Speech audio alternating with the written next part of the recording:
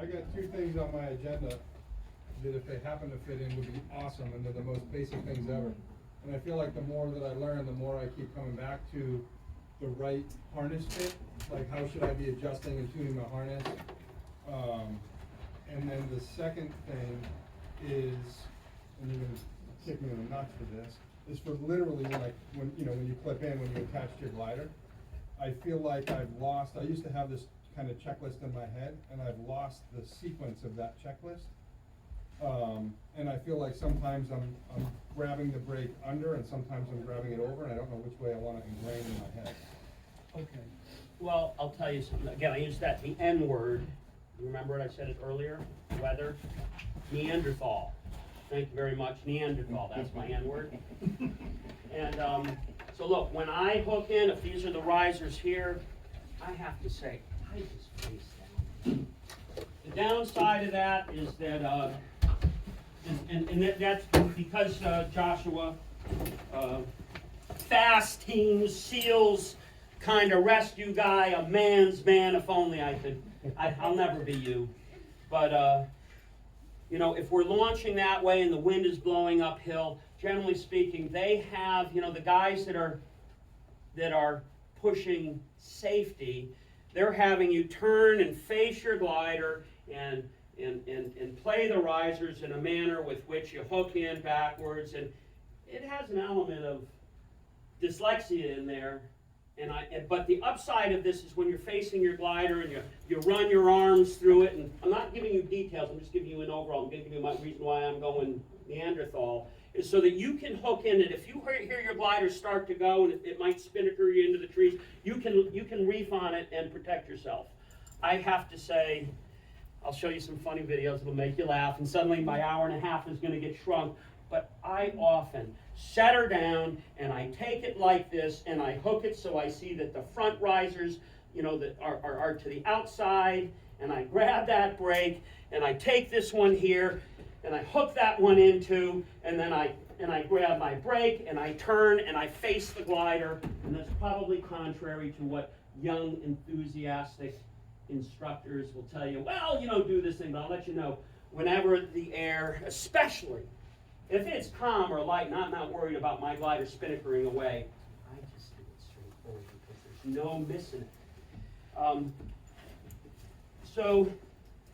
So that's my answer, and I get to say that after I'm in my 4th decade of flying, and that includes about 6 or 7 or 8 years of hang gliding, and that was my passion when I was a young man.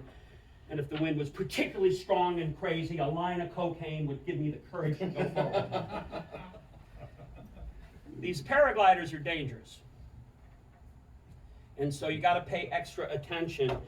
And on my list here of things that I wanted to cover in an hour and a half, it says, tiramisu cake.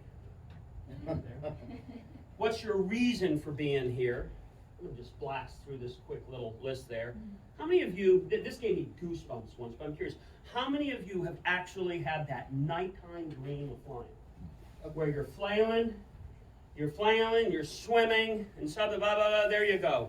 So only 2 of you didn't raise your hands. That is freaking amazing. Somebody asked what got me into flight. It's all that I always say.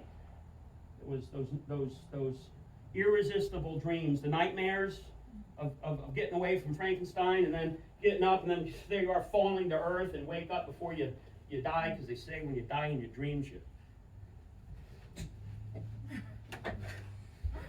Next, I'd like to tag lift. I'm going to tell you there's about that many reasons for lift, and I'm going to tell you in a very Neanderthal way to try to cruise through it. And when Mitch steps in at 2 o'clock, he can give you some very high-end manners speak on that. An hour and a half's good, longer and longer. Yeah, the plan here is 10:30 to noon with me, half-hour break, 12:30 to 2 with Hooter, and that could easily be expanded. And we throw in some videos, and we get laughing, and we don't even get through the list. But I could name you that many reasons of lift in combination with which they play. There's lift out there now. That telegram that I sent out with Yun flying while the rain was coming down, he said lift was everywhere. Those little snippets that I give you is so that you understand. It's not just a sunny day with puffy clouds that have the cumulus marking the lift. It's not just the ridge lift that's hitting it. You can have this and that in convergence and prefrontal and postfrontal and cloud moving over. There you go, just a smattering here. We could speak of risks. Just to blast through, I'm shotgunning with you guys to get you guys thinking. Risk. What is risky in this game? Everything. Everything. I'll take it. Sean? Death. Huh? You could die. You could die. Dying without God ain't a good thing, too. Next. You could land in a tree.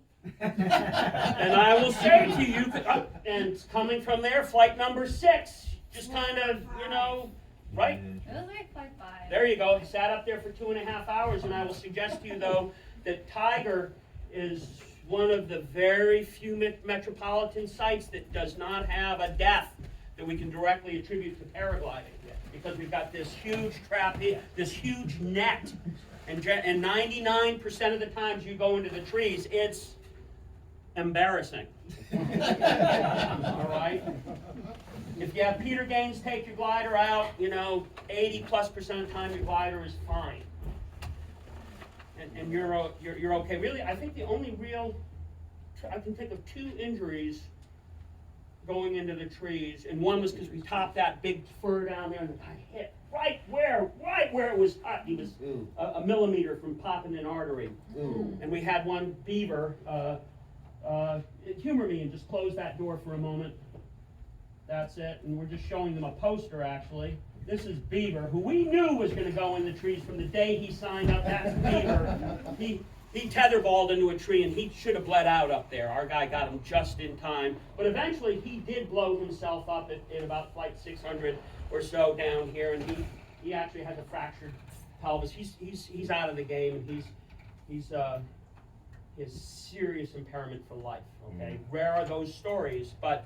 You said death, and I'm saying we don't really own a death here at this highly used metropolitan site, and most sites do. When people come from other areas and they see all these trees, they go, "Oh, there's trees." When you go elsewhere, you go, "Ah, there's no trees." So trees are pretty good. I was speaking of risks, though. Let's quit going. What else would be risks?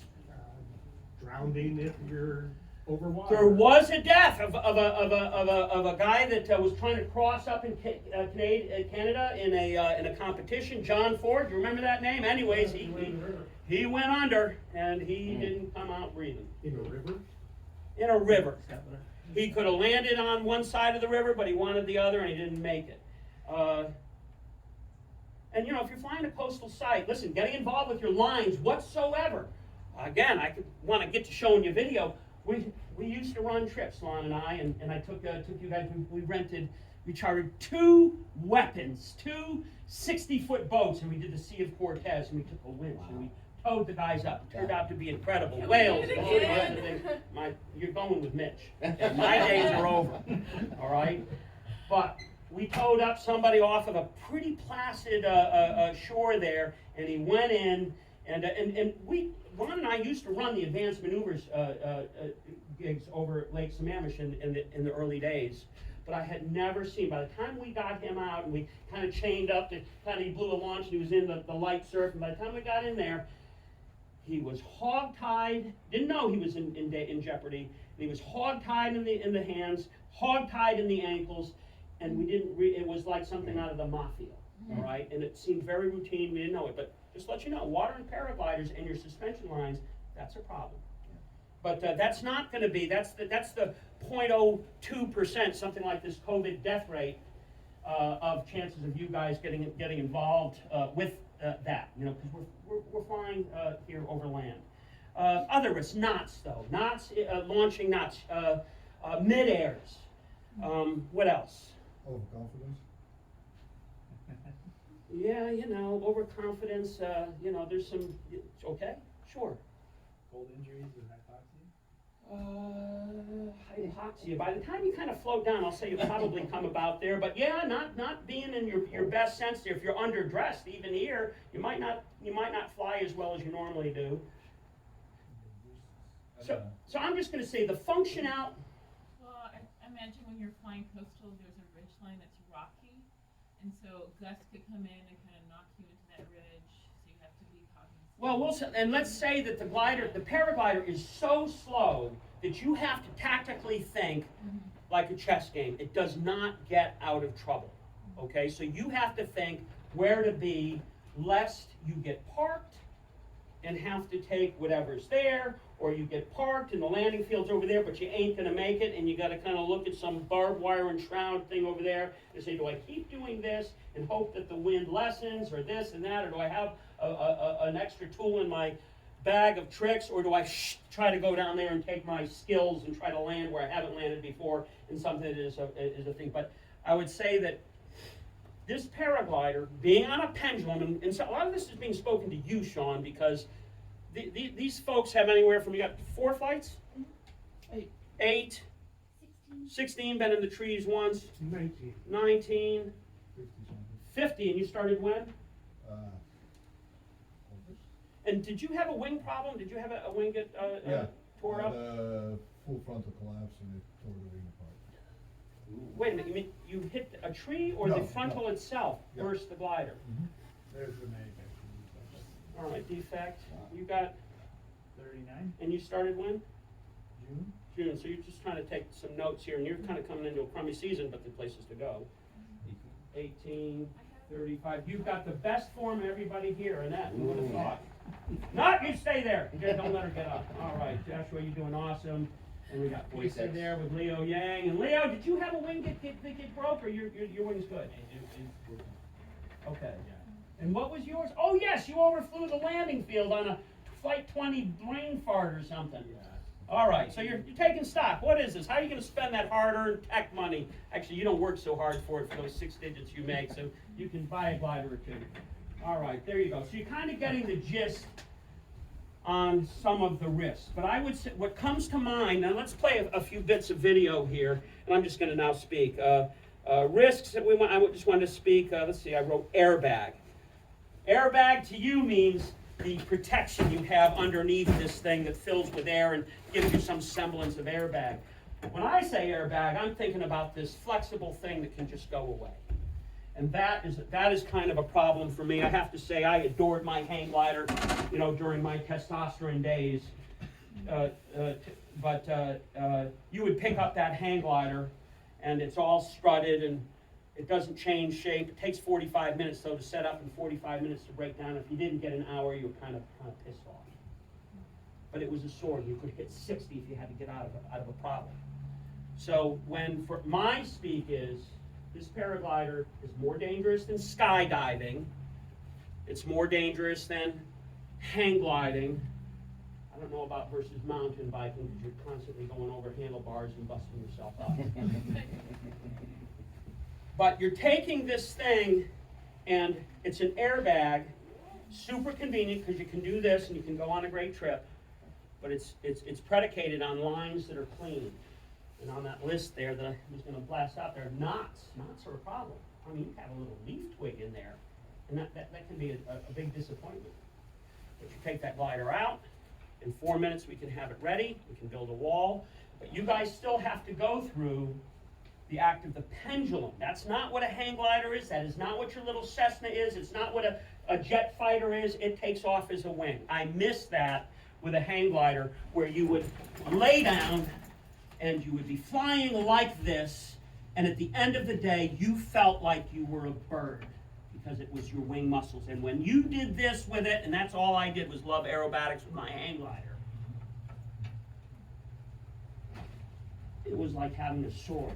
You guys have a dandelion. Generally speaking, when you have a problem and it goes bad, it goes to the ground, you're all busted up, and it floats down, and it's fine, and it says next. Okay? Never really cared for paragliders for that reason. I'm in awe of these guys now. We got a couple of loopers up there that are, doing such and such. Never thought we'd see the day. But it's some serious stuff. But it's an airbag. Like I said, we got an airbag for protection now. And but I look at this as an airbag. From the moment you launch, you're trying to, as it comes up, you're trying to keep from that nemesis of it overflying you. We could go into great length about launch, but that's, generally speaking, after each day when we review your videos, that's what we're kind of going over, is technique to not have it overfly. I'm calling this an airbag because when we're out there, we're having to work with something that's very slow, full of drag. What's limiting your speed is basically your suspension lines and your drag profile. You're really only hitting about 25 mile an hour maximum. So you have to play tactically, not be flying in too much wind, not be flying in air where you're in a venturi. We keep talking about the venturi that's here. Not just sliding down when you find yourself going wee really fast and to realize, man, if I went that fast coming this way, when I turn around, I'm going to be sinking fast. Or it's going to be a different gig. Don't put yourself in a box canyon where you can't get out, where it's only trees. All right. I'm shotgunning it at you guys kind of quick because I feel that clock ticking here. I can slow it down. This is our first chalk talk of the season because we finally got a little chance to breathe. God bless rainy days, rainy weeks, rainy month. And I'm kind of expecting that we'll have a few more. But because you guys showed up in strength, I'm kind of just trying to give you quite a bit. Quick. Airbag, though, to me means we're constantly fighting for the integrity of this thing. From the moment you pendulum swing this thing up on a launch, unlike a hang glider where once you got it, you punch off, the angle of attack is right. If you hear a single little whimper from your glider, you reach for your reserve. On a hang glider, structurally something might not be right. Maybe just a tang settling into place. Anybody do hang gliding before this? Not one? But this paraglider, you guys coming from zero, tell you something, you're way better off than people with hang gliding background or any other aviation experience. Who here has other aviation experience? Private pilot's license? Working on my helicopter license. Well, helicopter, there you go. We find people who have prior experience are at a deficit. You guys coming in at zero, going, oh yeah, it's supposed to do that. I'm good with that. All right, generally speaking, for those of you that don't fall out, because you realize, wow, it does do this. It's not just a postcard in the sky and they're flying along and the eagle and this, that. You're managing something simple. On a beautiful day, like the sunsets that I have with you, and I really should show you guys some video here, but I am trying to just blast a couple, and I'm going to pause for a couple of questions here. But I just wanted to say airbag. It doesn't go fast. You have to fight for its integrity. When the going is tough near the ground on launch, and when you're getting beat up and you're at 100 feet, tell you how many times I'm coming in for a landing on a hot, rowdy summer day with a passenger, and you're getting worked. And you start the countdown where you're trying to bring it in an intelligent way, and at 200 feet you're going, well, if I had to, I could still throw my reserve. I've never had to throw mine. And then I'm aware when I'm really getting work and I see nuclear bombs going off in the tree set over there, and I'm going, shit, do I just stay to my pattern or do I edge away from that? Is it possible to get away from that thing? Man, I just saw the other guy lose half his wing. Mm-hmm. And then you're at 100 feet, and then you go, man, I'm at 100 feet. Now you're at 60 feet and coming in, and the glider's surging and bumping around, and you're saying, I don't want to collapse now. And if I do take a collapse, I'm going to be smart to look where I need to go, and I'm going to keep the direction, because as long as I keep the direction, like a flat tire on the car, the glider will be good, level, and probably reinflate anyways, and maybe I don't even need the whole wing. You don't really. You don't need the whole wing, but you do want to keep your direction. It's just a fast shotgun on saying the word airbag. It's very special. What did I say to each one of you guys when you signed up about the nature of the sport? There were 3 things, and I said it to you already. It's expensive. Yeah. What else? It's dangerous, and it's the no snowflake zone. The snowflakes, they will go away as soon as they realize it ain't what this really is. You're gonna notice there's this many of you here now. In spring, there'll be less of you, and you guys don't even know how many signed up with you and didn't show up. I say attrition. It's not so much for injuries. The injury actually is fairly low. But emotionally, when you realize what you're up against to play this special game, it's different. So there you go, airbag. Let me flip through the rest of this. And this is, I'll let you know, this is the first time I've had a hit list. I generally come up, but it's special. This is our first round, and maybe we'll keep it going. And we got Mitch with us for a little bit, and I'm hoping you guys are going to follow up with him on one of his stateside trips and maybe a trip to Colombia. A rare thing is he fades from this paragliding game. Pendulum, I kind of mentioned that. The launching of this thing, you're on a pendulum. When you're in the air, you're on a pendulum. Is your glider more resistant to closure when it's straight overhead flying around, when it's kind of eased back, or when it's flipped forward? Is that, you're saying when it's flipped forward, where is it most resistant to taking a collapse? Most resistant when it's over your head. There's one, and all that say overhead? Yeah. Well, overhead, straight overhead. How about slightly back? How many say slightly back? How many say when the glider surges forward? How many of you are afraid to say anything? Raise your hand. Okay, so let me suggest to you that when the glider is slightly back, it's more loaded, and it is virtually it's extremely resistant to closure. All right, and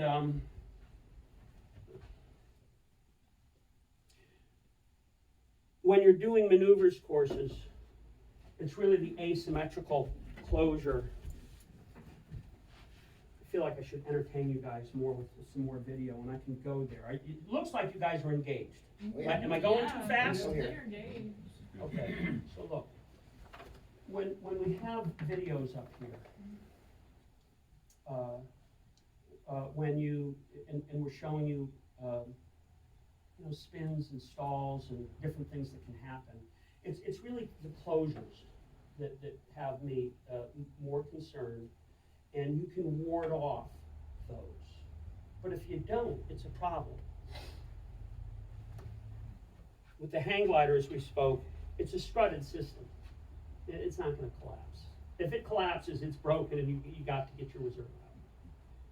With a paraglider, it's designed to take that hit. And with your ENA gliders, that's what I'm pushing with you guys. It's to turn 45 degrees without pilot input and reopen on its own. Now that's in all smooth conditions. Can somebody else tell me what a B, the B, which is more of an intermediate glider, what the numbers are on a B, for taking a 50% closure at the leading edge and 30%, I think, at the trailing edge. It's 90 degrees. Is that confirmed? On mine it is. Okay, 90 degrees in an all-even situation over a lake where they test it. They test it twice, and the manufacturer back, 5 or 8 years ago, they paid $3,000 per test on a model, and they'd video it, and the manufacturer's looking to see that they indeed synthesize the thing there at 50 and 30 and not something otherwise, and it would earn its grades. And there's some 20 or so different aerodynamic and maybe some structural, I don't know, the other guys could tell you. But it's the asymmetricals that have my attention. And so to be clear, you're flying an airbag, and it can do this. And it's, the manufacturer will recover quite a few situations if you just go neutral as a Neanderthal new pilot.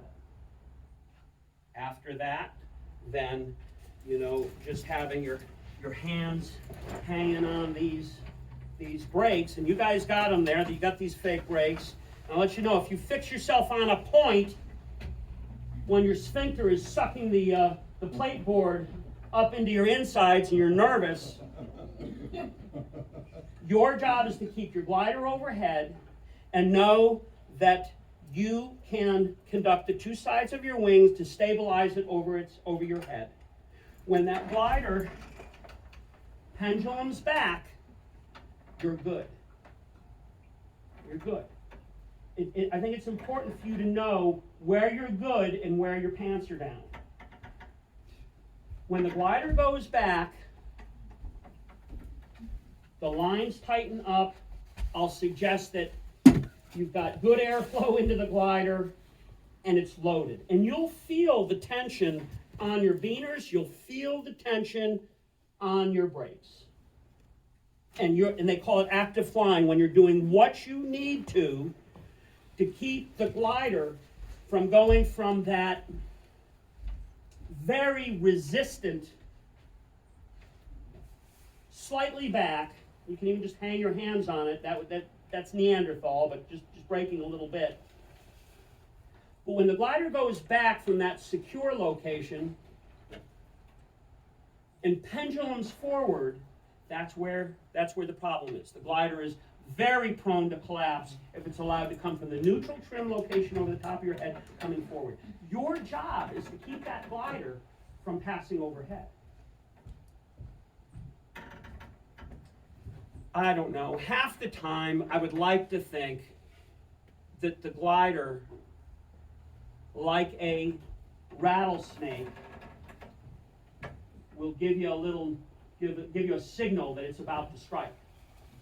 Sometimes closures come without any warning. It'll be sitting up there and ka-womp, okay? If you take a closure, your job, and we've got some other people that will give you, what their speak is fixate on what your objective is and fly there. You don't have to look and see, what the glider's doing, especially off of launch. And I could pull up a multitude of vids here, but I'm kind of looking in your eyes and I see you all engaged and nobody's tapping their fingers, so I'm going to keep rolling. I'm trying to speak to you in a manner down this list of things that I think are important to you, so that if I stop right now, I won't feel like I didn't get to the last 8 things on the list. All right? Mark, are there more than 2 options to stop a surge? Well, probably. Nobody here in this list, what's one other way we might be able to stop it here that nobody else would think of? Bring in the Almighty. You just check the brakes. Bring in the Almighty. Sweet Jesus. Sweet Jesus. I'll tell you, sweet Jesus is on my lips more than you guys would like to think. If I'm your old grandpa flying a long time, I call on Jesus. All right, now that was, okay, so there, I'm going to make that one. Now after that, are there more than 2 ways? All right, sweet Jesus. Can I hear hallelujah from this crowd? Hallelujah. On 3, 1, 2, 3. Hallelujah. Okay, we're doing the best we can in that. We're doing the best we can. We're doing the best we can there. Hopefully, Wiseman, you sent 1 or 2 to Jesus and nowhere else. All right, we won't go any further there. Seriously, All right. Like when I did do active flying, I do pray to God. I'm like, God. There you go. So look, and actually that was even part of the speed coming in on approach on a rowdy landing field. You don't have a choice. You got a timeline. You're coming in. You would like to land in the green, but you're also looking to keep. You can. Push it to the side. You're looking to keep your glider intact, and so your play is to work those brakes and be sensitive to any signals that it would give you as that glider moves around, and you can feel how the glider's handling. So anyways, asymmetricals. We could easily speak a half hour on that. And we haven't even gone into this video. I have so many things here, but we are for time right now. I got 40 minutes left with you, 50 minutes. So there's asymmetricals. So if you weren't aware, this thing goes away. But asymmetricals are important enough that I am going to go pull up a video and say, hey, look, if you are unaware, this is what an asymmetrical looks like. Now look, we are, and what causes these things is being in places and conditions that are not, are in rotor. You're on the backside of a hill. Everybody knows what rotor is, right? What's rotor, Lilia? I don't know. Okay, somebody explain it to her. Wind shadow. When wind hits the front of a hill, it's disturbed, and so it's trying to fill up this back void behind it. So it swirls around, and sometimes it's going straight down instead of going. So look, this isn't rotor, but this is a rowdy. This is an ENC glider, 10 years old, 100-flight pilot. I would have hoped that he had handled it, but he's going to go to the ground. He's going to be okay. But that's a collapse, and that's a collapse without the instructor, without the pilot protecting himself. meaning just steer straight. Here's another case. This is off launch where this ENB glider, 30 flight pilot, no wind, and he charges so hard that the glider overflies, and it's going to go to collapse. His arms are just out like sticks. There's the collapse, and you'll feel that. You'll feel the glider, in this case, go light on this side. You'll feel that there'll be no brake pressure here. And what is your solution, Lilia? What's your solution to this situation? Kill it, right? At this Stop point, it. you're in the air. Oh, okay. I don't know. Sean, you just got here with a bottle of Bullet whiskey. What's your solution here? Slow down and stop by running so fast that you can't come back. I would shift to the side that has, like, I can feel some hyper pressure and try to. Okay, well, you only got 2 seconds here. What more? You got something in your hand. Somebody help me, please. Brakes. You just use the damn brake on the right side, okay, guys? Listen. All right, so look. I didn't hear you guys overwhelmingly say steer that thing straight and make it go straight. So look, I'm going to get out the. Would you toss me a black Sharpie over there, please? There's one there in the. I need a black pen. Thank you very much. There you go. So look, you guys got to get these things right. I'm going to put it on my forehead, and for real essential points here, you're going to be marking me up, okay? So look, that's an essential point. You need to know. You need to know that your job is to steer that craft straight. And there's the hubbub of, Mitch is going to give you some crazy stories if he chooses to, the stories of weight shift, this and that. But look, you have the brake in your hand, and this guy has 3 seconds, and he's going to hit the ground. That wasn't even 3 seconds. All right? Your job is to steer that craft straight. And he didn't. I see no brake on the trailing edge. I can see it on his hand here. Of course, he wanted self-preservation, but your job, your task at hand is to fly the craft, fly her straight, fly her where you are looking to go. So this is the weak point of paragliders when put in a situation that is difficult. Here's a great recovery with an ENA. So this is a 15-flight bush pilot, Alaskan bush pilot, with more courage than sense. Now he's smarter though for this flight. And this ENA glider is going to, and I'm looking at him wondering, maybe he had 20 flights, I don't know, but I'm watching him and wondering why is he even launching this? He had hiked up and he's going to get off the hill and he's going to do okay in the end, but this glider is going to recover 2 different big frontal exposures without his input. And he said afterwards he learned a big lesson here. But this is an ENA Gin Yeti doing what it's designed to do, which is to recover. Glider surges back a little bit, it comes forward, boom! And look at that, barely turns. Maybe he kept it faced a little bit into the wind. It's going to take one more here, and there's another one. And those are asymmetricals that generally will keep the glider going straight as opposed to an those were frontals that it took, where it's more likely to recover and at least keep its bearing as opposed to taking a closure like the earlier guy where you really need to you got a few long seconds here where this guy takes it to the ground. There's one little hit, so the rattlesnake rattled. The glider went forward here. Guys, that's your moment to hit that brake and pull that wing back and just keep it overhead. But it didn't happen, and if we look at with with real scrutiny, we'd see there was no reaction on that. And I've seen a lot of wings and so forth. I can see it, maybe you can't, but let you know that he had an opportunity. Even now, as it slow starts to turn, right here, he still has an opportunity to square this glider away so that it doesn't finish its rotation in the hill. Matter of fact, the glider is already trying to rotate, but the pilot has lost his focus. He's lost his focus to say, hey, I need to go over there. I need not be turned into the mountain. He didn't have the room for it. He was okay.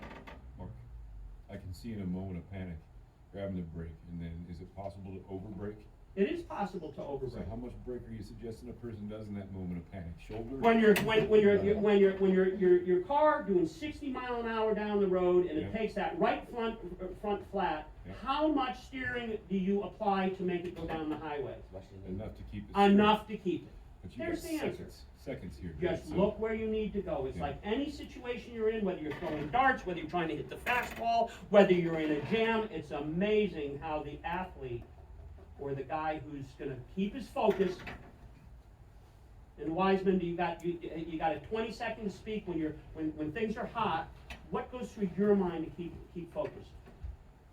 I mean, literally exactly what you're saying. You can't think of like, oh shit, or oh this, or oh any. It's like, I have to execute right now exactly what I need to do, which in this instance, or the same with mountain bikes or dirt bikes or whitewater kayaking, is where do I want to go? There you go. And thank you. And listen, remember, generally speaking, those of us watching a situation like this are more freaked out than the guy in the seat. Here's what will happen to me is I'll be looking for feedback. And in that frame of time, you may not get me, but I might stuff it all the way to my ankle. Am I gonna make it worse by Well, doing I'm going to suggest to you that you'll have feedback on Okay. that outside wing. Okay, Okay. you would have feedback. So, asymmetricals are, whether it's on launch on the overfly, whether it's and for you to have your focus and so forth. Here's an interesting tidbit that again, as I try to manage 46 more minutes with you. Something that kind of kept me in the game, and that's to say, when you're flying your glider, I kind of spoke to you and said that when you apply a little bit of brake and you're floating through space like so, the glider is highly resistant to closure. An interesting thing about turning a paraglider, and this came to me, I don't know, 15 or 20 years into playing. I'm amazed at the things that have gotten by me, and the longer I've been in this, and the more I meet the Mitches and get exposed to the YouTubes and all these other things, the less and less I really know. But I'm a vapor of what used to be. The cool thing about the paraglider is that if that's true, that when we hit the brake, that it slightly rotates back and slows up. And it slows up due to a little bit of resistance on the trailing edge, but I'll submit to you that the glider pitches up a little bit. Santa Croce denied that. You agree that the glider pitches up a little bit. When we brake on one side, I submit that not only are we getting a little resistance, but we're getting a little pitch up on the inside half of the wing. I agree with Okay. that. Santa Croce, unless Santa Croce didn't understand where he's going, he didn't think that was true. He said a couple things I disagree with. And Santa Croce is brilliant. One of the few people that I really point to say, but look, when we're thermaling, you're braking on the inside, you're weight shifting, that little bit of brake, it rotates that inside wing, and as you're turning, and especially when we're turning close to terrain, and it's imperative, sometimes we're just worried about hitting sink and going in, it is, I'm going to say unheard of. I'm going to plant that into your heart. Unheard of. Where you're turning on the inside, you take an inside closure, and you slide down like so. If this was possible, I wouldn't fly paragliders, period. Okay? It's your outside wing when you're turning. The inside wing is now been sturdy. It's quite tough. You can be out in space, say away from terrain and turning, and sometimes we use that outside hit that we might take on the outside tip, that it delineates the perimeter of your thermal, and you say for an aggressive pilot, you just took a hit on the outside, and you go, oh, that's the outside of my thermal, I'm going to turn and I'm going to stay with this one, but I'm going to migrate, I'm going to recalibrate my thermaling a little bit in the other direction and say, okay, my mapping says that it's not there, it's over here. Thermally, we could easily do 2 hours on technique, and that's more where Mitch is going to go.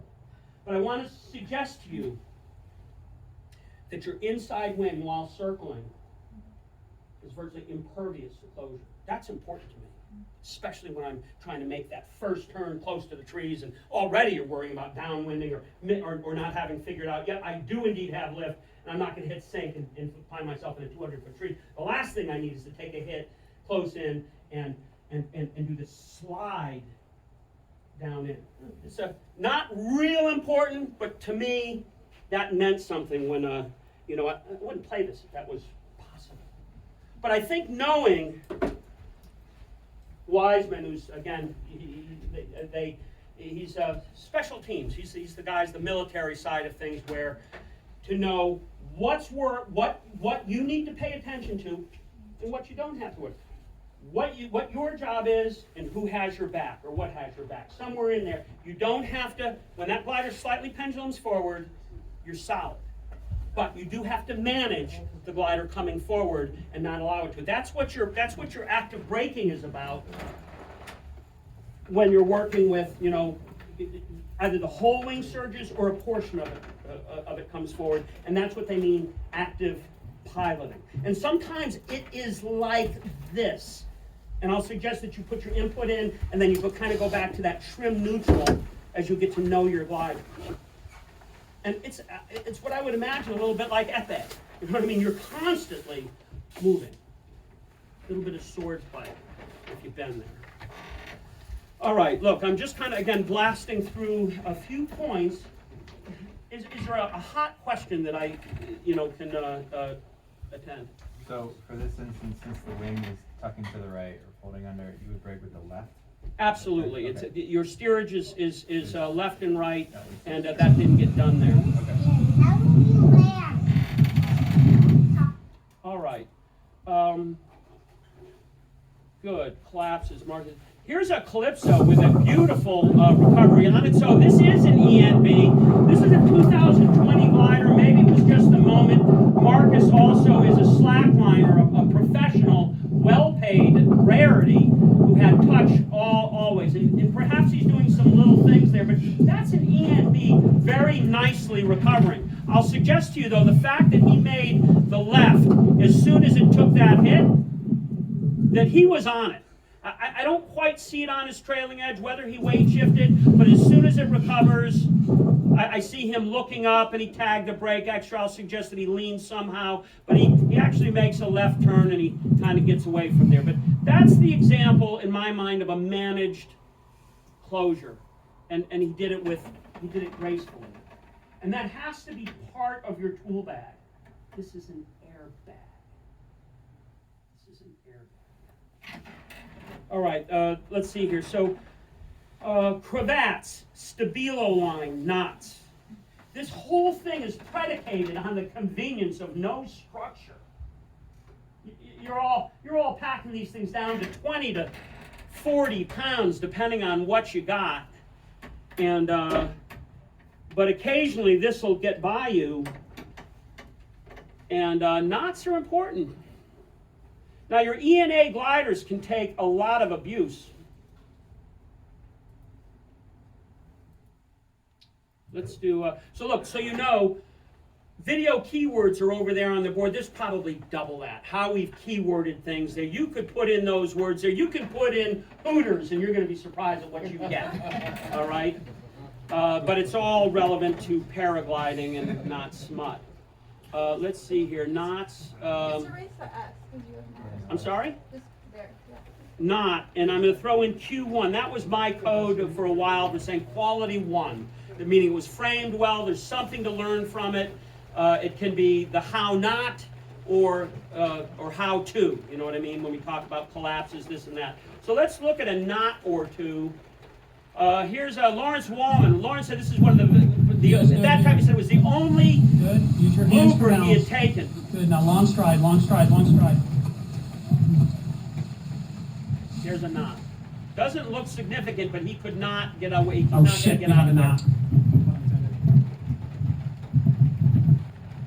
So there you go. It doesn't look so significant, but I will tell you, Lawrence is a Use your hands competent for balance. person, and I'll assure you, let's see here if he broke right. So now, this is where I'm saying, so look, there's a knot here that's tying this and this together, And you can see he is already trying to compensate by flying the glider, and I guarantee you he doesn't know yet that he has a knot. This is why, guys, when I go up and I'm hucking you guys off, you see that 90% of the time I'm popping your glider up and I'm putting it down. And I'm looking very quickly to see, are your lines clean? And we're on AstroTurf. You guys get going up there to the, I hear you went up to Bandera and this and that. You have to pay extra attention to picking up garbage. And you might check your lines in the back and then you put it down, and I tell you, there's all kinds of little things you'll start to do so you don't pick up that little bramble in there that ties things together, or just a little leaf stem. So here we go, there's a knot, and it can be just a friction knot. Oh shit, we have a knot. Just the way it holds the lines together, and you have to deal with it. So there you go. Go ahead. Quick question, Mark. It looks like he's got pretty aggressive brake input on the right side. Is there anything that you would recommend that could have been added to that? Well, at this point, he's got a passenger on board. He's only got to move a few degrees to the right, and Oh shit, we have a knot. I'll suggest that he probably did the best he could. He's only got 3 or 4 seconds here. 1, 2,000, 3,000. He's getting a little turn out of it. He's getting a little turn. He was probably hoping to skinny out of there, but that was the best he could manage, and he didn't quite get out of there. Yes, there are some things that you can do. So I have a knot. He has not launched. Lena, great form. I didn't check her lines. I remember this day, and she has a problem here. More left, more left. Stop. Okay. Stop. Now she's committed. There's no stopping. You can see, and it doesn't look like much, guys, but it was enough to, it's going to take her into the trees down here. You can see she's already applying brakes. You can see it here. Let's see how this... Left, more left, look left, raise your right, more left, stay left, you have not, more left. Now look, at this stage of the game, your job is to do what? Fly the glider. That's exactly right. And I will suggest you're so close to terrain, you're so close to that tree line, it would be a mistake to glance up and take your attention off. Your job, until you get enough clearance, whatever it is, you don't know what's going on, but it's no time at 60 miles an hour down the highway to jump into the passenger window and look out to see if you indeed have a right flat tire. You need to steer that craft down the middle, and hence, I'll let you know, when you guys have a knot and you just got off lunch, I don't really want to have you look up at it. I just want you to get clearance so you get a little bit of breathing room. So in this case here we go. You're good, okay. Now, fly right out the middle, Lena. Keep nice and cool, Lena. Now look, guys, it is almost indistinguishable how much of a little bit of a knot there. It is impressive at what we do get away with, and sometimes just some little gnarl, and I can't explain why, and it won't let you go. Keep going left, Lena. Keep going left. All right. So we probably have some other ones in here. I'm kind of surprised more didn't come up. But fly the craft. That, again, with the paraglider. There are a few things you can do. What is a stabilo line? Lincoln. Huh? Now, I'm just tickling you guys. I'm tickling you guys with little bits for successive chalk talks. I've got 30 minutes with you now. Again, I'm just playing this so that it was said and the fingers were snapped. All right? Here's Olivier here. I'm just pulling up anything. Olivier. This is going to stop. But this is a cravat. That's a cravat. That's a very common affair. We don't quite see the tip, and there's a line over. It's pretty common to get airborne with something like that. I've already shown you with some of those little knots, you can get taken out into the trees this way. Your A gliders are generally pretty good at surviving these things. The kind of equivalent to that warthog, that A10, tank killer. It can take all kinds of things, and it keeps on flying. Frankly, I think with an A glider, you can cut, I used to say any 3 lines on it, it'll still fly to the ground. All right? So, go ahead. I was just like, face the test on that. Hey, stop, put it down! All right, there you go. Let's see what else we have. Kenji, this guy, this was not one of ours, but let's see what he got. He's gonna go into the tree. Look at how small that little knot is. This guy is an accomplished sailplane pilot. Well, it's got a little bit more than that, but he's not gonna get out of here. Now, you know what though, frankly, I see him braking there, I see some brakes here, but he's not gonna escape from this. But I think he relents and gives up on flying it out of there.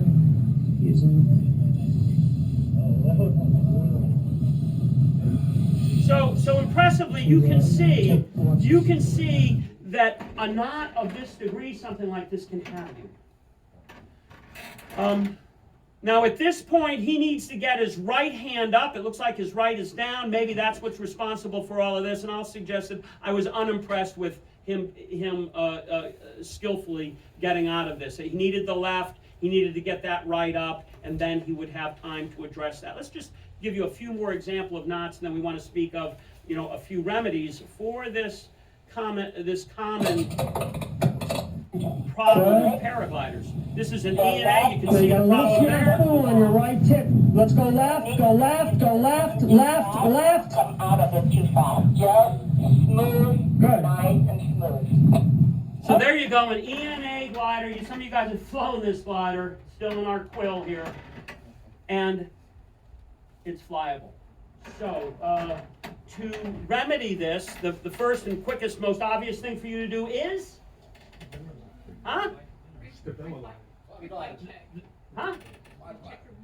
Well, checking your wing, pop it up, but you just got airborne. What is the quickest, fastest, most accessible thing for you to do to address that? That's right. Give that, after you're addressing your direction, but give that thing a thump and see if that's enough to open up. It's right there in your hand. All right, make sense? That's your job, but your first job is to fly that thing out of there. And in this case, with this nice E and A glider, it flies out of there. After that, there you go. You see him dump it, and that opened it up. Son of a gun, there it was. The brake did it. What else have we got here? That stabilo line. So that's a color-coded line that goes to your tip. You have a big ear line, and honestly, you probably could just grab your big ear line, and sometimes flopping that under and letting it come out is enough to gyrate that situation. But generally speaking, on your B or your C, they have an orange-colored line, or the manufacturer will give it a bright coating, and you should know that it's there so that you can take care of this situation that doesn't have to have you.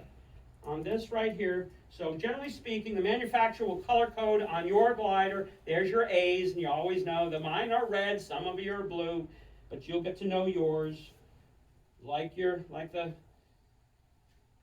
There you go, and on this one, there's the B's, and on this one, it looks like that stabilo line, depending on how the manufacturer configured his lines, it's on the C. This is a 4-riser system. There's the brake on the rear, and there's your C, there's your B. That all makes sense, right? Mm-hmm. So there's that stabilo line, and you reach up on that, and it's going to go right to the tip, and it'll yard it down. How many of you did I have you pull the stabilo line? You did? Right, you did. Well, you did, you know what I mean? That's, once you get clear, you kind of keep your direction and see if you can't yard down on that and pop that out of there. All right. There you go. Mitch, you got anything else to add? Just stabilo line, just clearing a cravat? Oh, you finish your talk. You're going to come back at it? Very good. No, that's good. That's good. Good. So I'm going to stop there. That's great. So he's already thinking about it, you know what I mean? And so what he wants to throw to you. So knots.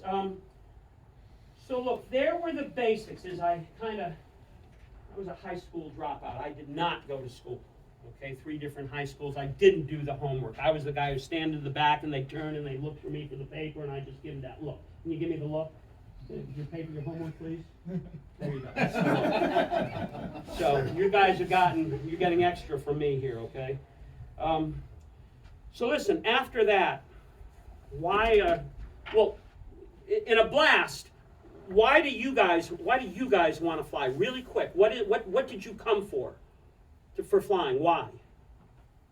Because I'm afraid of it. Because you're afraid of it. Ooh. Boom, boom, boom. Always You wanted to fly. Yeah. fly. And for me, the dreams were irrefutable, but I have to say, in my hang gliding days, I really wanted to do aerobatics, and I wanted to go cross country, and I checked that box. Now, with this funky paraglider, for all the reasons I said, and I'm kind of scarred by playing this game and watching your bloopers. I own a little bit of each one of your bloopers, and every time I put a video up. But for me, I just want to climb the cloud base. I have a hard time respecting, shame on me, the cloud clearance rules. All right. And what is your cloud clearance? Hey, don't blurt it out here. I want to hurt the least of you. What is your distance underneath a cloud that you are mandated not to abuse? You're supposed to stay under the cloud by how much? 500. Very good. 500 feet. When somebody says you closed, I saw you go into the cloud. One, you were not supposed to go into those clouds, Mitch.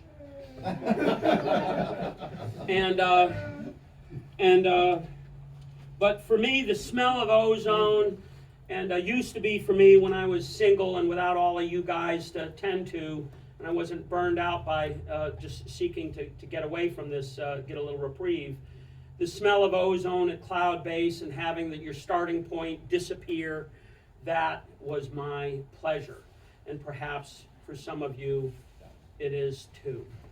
So that's what cloud base looks like. And for me, that's what I want. And on occasion, on that rare occasion I can get higher than Mitch, you know, I'll smile on my pillow at night. But that's what I'm looking for. But I want you guys to know let me hear you all say your cloud, I'm going to count to 3 and you all say 500 feet below a cloud. 1, 2, 3. 500 feet below a cloud. That is what you are mandated to do, but I am here because, and perhaps you guys too, to go to cloud base. There's probably about, 4 or 5 or 6 different reasons why people fly. Some people want to get out there and be with the eagles. Some want to get high. Some people want to experience the view. Some people want to do aerobatics. Others the tandem. Some want to do competition flying. Then there's the vol biv. There's all kinds of reasons to be playing this game. But going to cloud base is very special to me, and I think to a few of you. You know, I remember praying, Lord, please let me get to cloud base. I'll never masturbate again if you let me go to cloud base. Then as soon as your feet hit the ground, you're like, I can't do that. All right. The basics on cross country are pretty predicated on, getting high, utilizing the altitude gains generally associated with cloud base. And I think Mitch is going to go very strong on that. But it's important that you know 500 under. Anybody know the rest? To the side. This is more for aircraft, but you said your power. What is it to the side of a cloud? 2,000 to the side and 1,000 over top. Okay. Mitch, boy, he's going to corner you. He's got the cross country thing at 285-mile American distance record holder. Mitch Riley. There you go. And you guys want to go with him on any trip that he offers as he's getting into his power realm. And we're going to have to put extra fur on the hook to have him come back and get him for whatever time he'll give us back. But if he puts up a trip, whether it's stateside or something more exotic like Colombia, I strongly suggest you be one of the few to get on that boat. We've kind of spoken about risks. Landing is an art. I want to say to you, with 20 minutes in closing here. Well, let me ask you. You're in your power stage there. You get in a jam landing. What would come to mind for you for landing, for survivability? What's the question? Landing. For Yeah. survivability, what's probably the most important thing for landing? And when I say most important, this is theory according to Chirico. It's pretty sandlocked. I don't know, probably trying to slow down as you're getting near the ground. Anybody else got something to throw? Straight. Into the Huh? wind. Straight in. Wings level. Be wings level. That's going to be, you must not land in a turn. Whether you're downwind, upwind, whatever, if the shit is hitting the fan, you're gotta make some decisions, wings level, and hopefully contouring slope. Of course, any kind of uphill impact is gonna be, well, how do they say? It's not the fall that kills you, it's the stop. All right? And so, to make it abundantly clear, the routine landing going long into the swamp. You don't want, ooh, I have one of late. This girl was okay, but this was just the other day. The body does not do well. It can take a lot of abuse if you come in landing, boom, flat on your butt. But as soon as you incur an angular hit, not only is your body structurally not set to take that hit, and you'll break readily, like an egg or an aluminum can that you stand on and you touch it, you know what I mean, to the side, and it collapses. That's what your pelvis does. Your protection and your harnesses are designed for taking that level hit. The more level you can take a poor situation, the better. We talk a lot about landing approaches pretty much, you know, every other day when we have a day, and we'll bring a new guy over, we'll bring Sean over, and we'll show this and that. But you really don't want to land in a turn. Here's just the other day, not ours, just somebody kind of walked up to the fence line there, and I think I called it bloop. Low turn bloop. This is the 16th, just a few days ago. It's the second glider coming in. Look, she's low, the second glider, should have turned now. No, it's not. And she's going to frap in a turn. Fortunately, she was okay. She should have turned way earlier. They were out of position. They were low. I don't think they're from around here. I don't know. But that can be bad. All right? Not ours. I don't know who it is. So I want to say to you that here's coming in fast. Stand by here a second.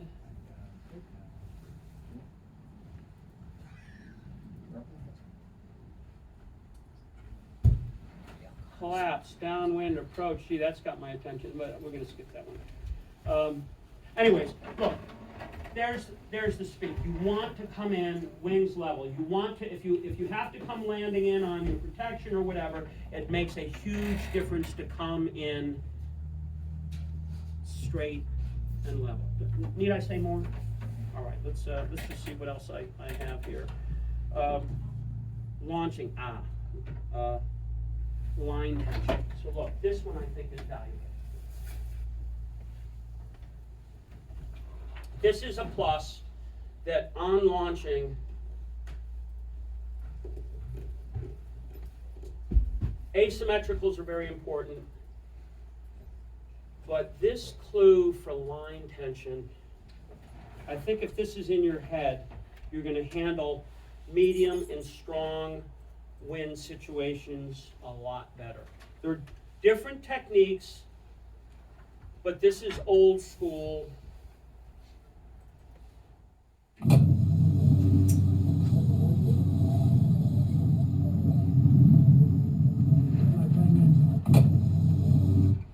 You're on a pendulum, and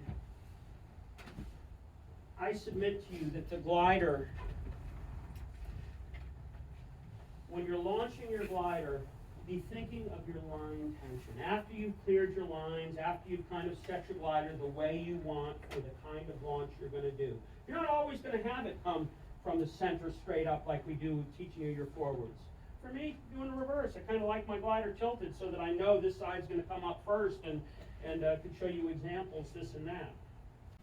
The guys have some, I'm talking about stronger wind, where the line tension is going to build up and it's going to try to get by you. The guys have some techniques to speak to you to say such things as, oh, well, I do the, what are you guys calling this little rosette that you do? What are you calling that? This, where you lay your glider down? Yeah, rosette. Rosette, where, I mean, the gliders are using some techniques, and I kind of look at it and I think, oh boy, these guys have got new techniques, and they're probably very good. I kind of want to see all my lines are clean, and so I haven't gone there. So maybe my system is B, and maybe they got better stuff. We also have something called the Cobra, where we bring it up to the side and we snivel it up. I can show you. But my message to you is about line tension. Because this, I mentioned the hang glider and your airplanes, you get up there and the wing is ready to go and you're waiting for your moment and you execute, and you're going like this, and it's in an angle of attack where it's just moving through the wind and it's already set for lift. It's already set, you don't have to do anything. But you guys, we are launching this glider with the air coming up, and as it comes up as an airbag, and just for a moment it's a spinnaker. And just for a moment it's building up energy. And that energy, as it continues its rotation through, if not mitigated, if not reduced, it's going to try to slide by like that green glider that we saw kind of pile in on launch. So I want to suggest to you that you're doing about 4 or 5 different things to lower the line tension. And so I think that this is one of the top 5 things, and we blitz through a bunch, where when you're getting ready to launch, to know that in that stronger wind, you want to move towards the glider to lower the line tension. And you're going to do a number of other things to try to prevent that overflow. The line, if find out when you're kiting your wing on the flat, you're finding out how little do you need to bring that glider up. It's different when you're up on the Tiger launch. Just so you know, when you're practicing out on the flat, it ain't the same as being up on the Tiger launches. I frankly think it's easier up on the launches than down there, but you've got a flow of air, you've generally got a slope that gives you a little bit more, it's a little bit more dynamic. We could speak more about where to locate yourself in different scenarios, but I want to, it was said to you, line tension. Lower the line tension as it goes through those different phases. You lean into the glider, you initiate the glider coming up, the leading edge bites into the wind, and I'll suggest that you want to move to the glider, lowering that line tension, especially before it pulls you, and you'll find success. In this case here, we're watching Cornell, very graceful. He bounds up the hill, and he's got this. One more time. He knows he's going to be moving up the hill, and he invites it with those walk up the hill. Hang on there. Hey, Joseph, Mark here. Well, supposedly we are. I can replace you if you don't. The models say that it's supposed to dry up. They're visitors. They can't go any other time. So if you want out, just speak it, and I got enough time. But I do have about 18 eyes looking at me from crosstalk right now.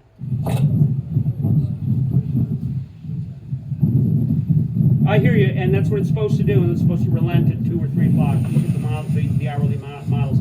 Yeah, I'm not excited about it, but yeah, thanks, bye. So anyways, you can see on this forward here, this guy's flight 7, and we'd already just talked about it. This was very deliberate. We said, man, you're very fluid with your walk up the hill. And normally speaking, we're doing reverses so that we have eyes on and we can walk up, and then it's a pirouette. But this was flight 7 for him, and he played it very nicely. We said, hey, take it, embrace the walking up to reduce the line tension. And I just want to suggest to you that flight 7. And when he does this, because he doesn't fight it, because he doesn't dig in, and he's being sensitive to the line tension, look at that. You see that deliberate walk back, and now the glider is going to float forward. How fluid that went. The ladies tend to do better with these things than the guys, because they're more sensitive, whereas you'll try to brutalize something with a hammer fist. This thing wins. But if you play it, thoughtfully and tactically, then you do better. So that was just a quick note on line tension. I got 10 minutes here left with you. Collapses, we hit pretty good. I got 3 other things here. It says no speed, traffic, and trees. And I say no speed hyphen chess. This is a tactical game. This thing does not get out of situations. So you have to be thinking. When I flew my hang glider, I could thermal here, and I go, I wonder how it is 100 yards over there, and I do this. Nah, it was better over here, and I come back. The paragliders don't really do that so well. Some of these high-end gliders that the guys are flying, they have a little bit more liberty. But I want you to know that with a paraglider, every turn, I know that for me, pretty much every turn, 4 or 5 degrees, there's nothing arbitrary about it. I'm sniffing over here, and I have a little bit. Nope, I don't think it's worth checking out. I'm going to go over here. And my head's on a swivel. I'm looking for clues that's going to give me a remote chance of staying higher than Tyler. Those when the clients come in for their tandem, then they go, "How long is my flight going to be?" And I tell them, well, it could be 8 minutes or it could be better. And I tell them, you're just the baggage, because the instructors are in such a battle with each other to not let the other guy be ahead. At least for me it is. I know it is with Mitch, and I think it is with Tyler, because we're all kind of walking some ghetto step there when we're the winners. Okay? Especially here at Issaquah. Watch out for us. Paradigm coming through. It's very tactical. So when you're turning this way and this, or the line that you're carrying, you're deciding, hey, I think I've got it, I'm going to try to make Northridge, and I see another glider over here. Do I follow him direct? I'm looking to see how buoyant he is. I'm looking to see if there's a cloud. I'm looking for all kinds of things in every little degree turn. But on the more critical side, it's not getting into trouble. So if we take I'm in the closing moments here. Where you place yourself in constant scenarios.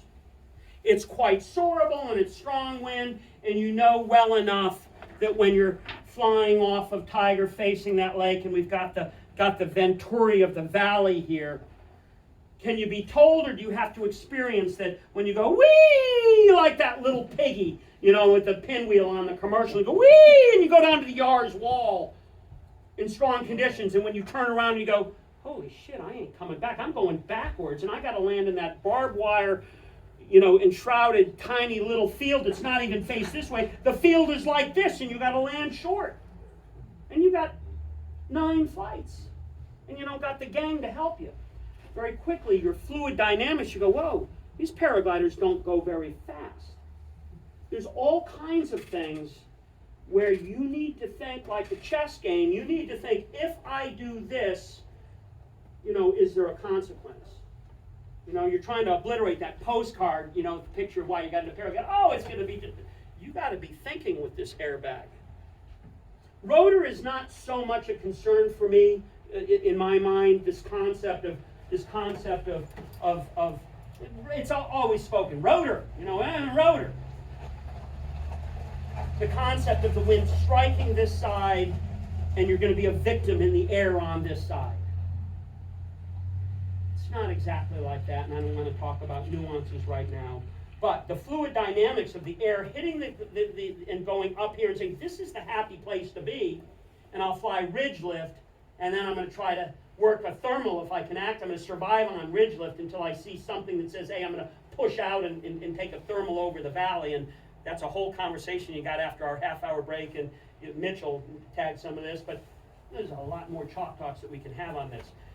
But knowing that the air is going up here where my thumb is, but on the side, it's starting to vector around the side till the air is horizontal, until it's a flow going like this, and you can zip down like a bug on a stick. But when you turn around and you have to come back because the landing field is up there and you've just vacated downwind, that can cause problems. I want to say that we're generally flying in light wind. So when I dist a little bit, reduce the concept of rotor on the backside, you'd actually have to be pretty close in and have terrain that's gonna really rattle you to get there. But what you will find though is that the air is descending on the backside, and the paraglider is already inefficient, and it's probably gonna sink you so inefficiently that you're gonna be hopefully landing at the nudist camp and not in the trees. Okay? So it's very tactical. It's very easy to downwind with this thing, and then you find yourself not coming back. Here, just to humor you with a little video, our infamous flipper. This is a 57 flight pilot who shows us, here you go, flipper, we like this one here. An example, there's the punchline.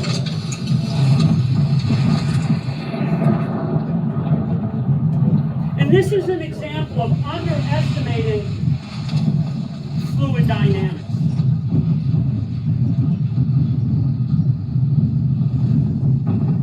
We're going to have a lot of south now.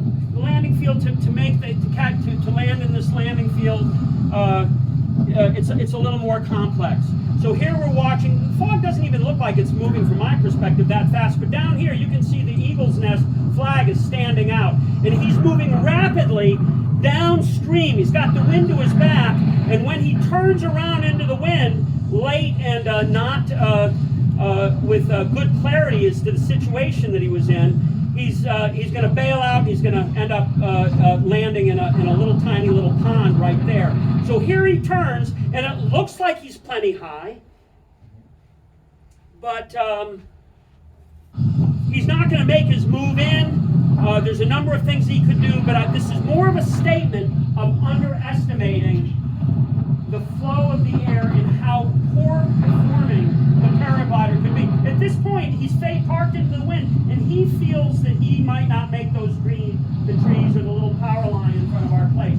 So he's going to 270 like a rat in a corner, and the wild woman is thrashing him with a broomstick. He's going to end up landing, not intentionally, unfortunately, in that little pond there, that little goldfish thing with huge boulders all around. And the point of this is for you to rapidly realize that you're just a little bug